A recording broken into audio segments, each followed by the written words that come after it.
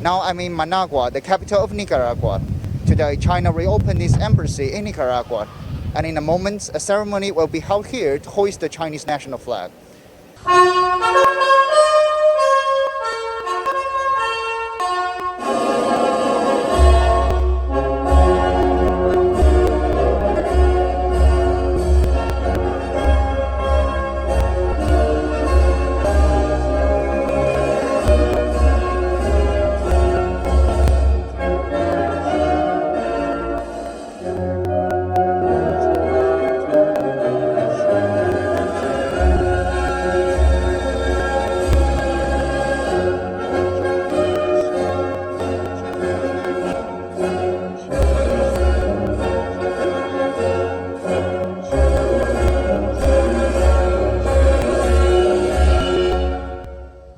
China and Nicaragua resumed diplomatic relations on December 10th.